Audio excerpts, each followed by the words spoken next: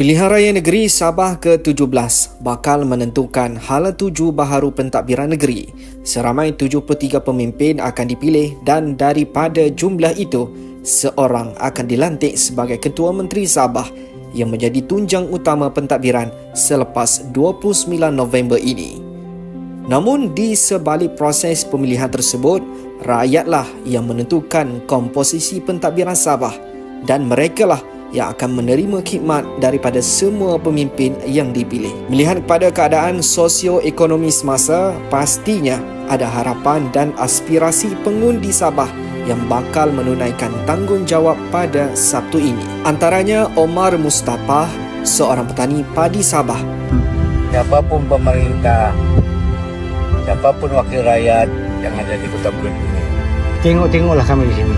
Saya sebagai anak tempatan, petani tempatan, rasa malu dan rasa berat hati untuk menanggung status jalapang padi ini. Status kita di Kota Belud ini bukan lagi daerah Kota Belud, ini status jalapang padi. Orang luar tengok maupun luar daerah dari Semenanjung tengok, ini nama kaji jalapang padi. Saya sendiri pun di sini sebagai petani pikir, beginikah sistem pertanian macam mana? Samakah dengan yang di Kedah ataupun di negeri lain yang ada status jalapang? Jadi tolonglah tanya permasalahan, turun padang, jumpa dengan petani yang betul-betul petani. Jangan hanya mencari maklumat daripada ketua-ketua blok.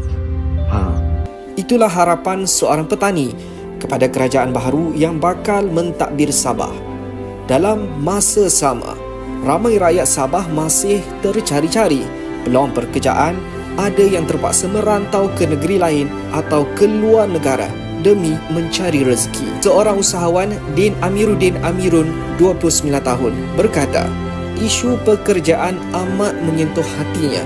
Sebagai majikan, katanya ada siswa Zah turut menghantar resume untuk bekerja di restorannya.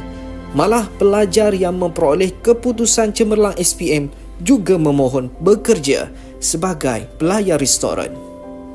Tolonglah fokuskan kepada peluang pekerjaan, bangunkan ekonomi di negeri Sabah ini supaya banyak peluang pekerjaan. Itulah suara rakyat yang mahukan hak pekerjaan diberi perhatian serius. Selain itu, isu hak 40% Sabah turut menjadi tumpuan sepanjang kempen PRN dan perbincangan di media sosial. Ketika ini, rundingan pembayaran sedang berlangsung antara kerajaan negeri dan kerajaan persekutuan. Bagi Muhammad Kasim Mustafa, 76 tahun, pesara guru dan bekas Ketua Mahkamah Anak Negeri, isu tersebut perlu dibincangkan secara teliti. Katanya, hak Sabah telah termaktub dalam perlembagaan dan masyarakat tidak perlu terlalu risau. Namun kerajaan baharu tetap perlu menuntut dan menguruskan pembayaran itu dengan berhati-hati.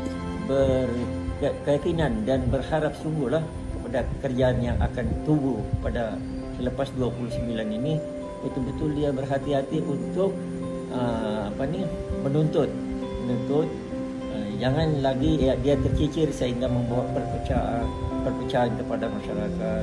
Apa yang diinginkan rakyat ialah kesinambungan pembangunan, kestabilan politik dan pentadbiran yang cekap. Keputusan PRN Sabah ke-17 akan menentukan bagaimana aspirasi ini diteruskan dalam tempoh 5 tahun akan datang. Kepada penghuni Sabah, tunaikan tanggungjawab anda. Kami di Sinar Harian mengucapkan selamat mengundi.